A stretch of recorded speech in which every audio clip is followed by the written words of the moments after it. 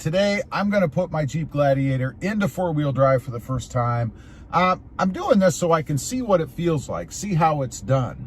Now, I did consult the manual here because each vehicle is a little bit different. I did this same thing with my Toyota Tacoma a few days ago, and it's a little bit different.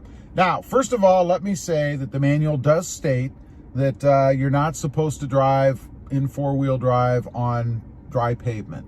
So you shouldn't put it in four-wheel drive, leave it there, and then just cruise around all over the place like you normally would. You should be off-road, or at least in loose pavement or loose gravel, I should say, or snowing conditions or ice, anything where the tires could spin, that's appropriate for four-wheel drive. So, first of all, where is the four-wheel drive selector located? For those of you that may not know, you've noticed this other shifter over here, of course, next to your main gear selector. This, of course, is the four-wheel drive shifter, and you can see it states 2 high, which is normal driving, 4 high, which is what we're going to do today, and then a neutral position to go into 4 low. So the procedure is you can shift into 4 high while you're either in motion, and ideally the manual states between 0 and 45 miles an hour, or at a dead stop. Now, they do say that it will engage faster or disengage faster if you're not accelerating. So, if you are moving, again, between 0 and 45 miles an hour, you would want to take your foot off the gas, not accelerate while you're doing the shift. Now, it also states that you should not shift into four-wheel high when the tires are spinning differently. In other words, if your tires are spinning in the rear but not in the front because you've lost traction or whatever, you shouldn't go into 4 high until everything stops. So just keep that in mind. Okay, we're stopped with a nice straight road, you see, where we can go ahead and go forward there. I'm in drive. I'm going to actually just let the vehicle roll, and we're going to go ahead and shift. So just pulling straight down into 4 high. No acceleration. All right. Seems to be in 4 high. If you look at the screen right there, it is lit up with 4 high. It's not flashing, so we should be fully engaged. Let's give it some gas. Feels pretty good. Don't feel any kind of a lag or anything weird. Also not feeling anything strange in the steering wheel, but we're just going straight, so let's make a little bit of a turn. I really don't feel anything heavy there.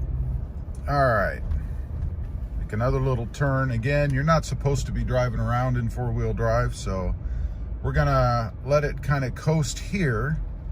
You guys can see we're just kind of coasting, and let's go back to 2 high.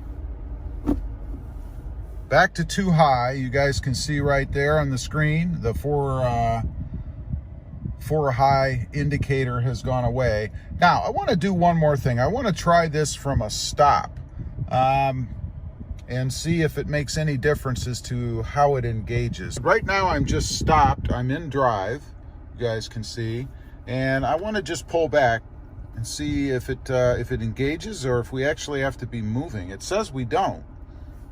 So here we go. No, that will not go in.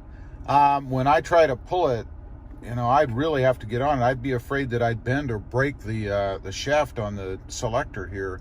So, no, it does not want to go. Now, let's go ahead and get rolling again. You guys can see I'm rolling ever so slightly. And I'm going to try it again. Foot off the brake, foot off the gas. Let's just try it. Wow. And we're in four-wheel high again. All right, now we're going to go back again, just coasting, and I'm going 6 miles an hour, you guys can see, or 5. So back to 2 high. There you go. Pretty simple, and the indicator is gone from the screen. The test was successful, and I think I may have learned something. I'm a little surprised. According to the manual, you can put it into four-wheel drive either while moving 0 to 45 miles an hour or from a standstill. Now, I tried to put it into four-wheel drive from a standstill, and it didn't work.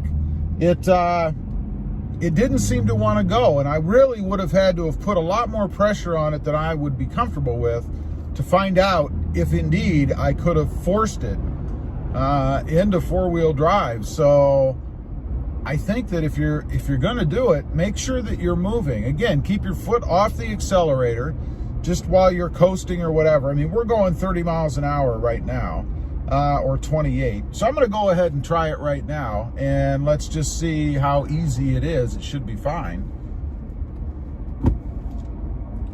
I've done it. It was flashing there for a quick second. Now it's in 4 high, and everything is good.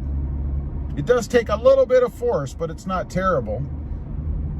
All right, let's go back to regular 2 high now.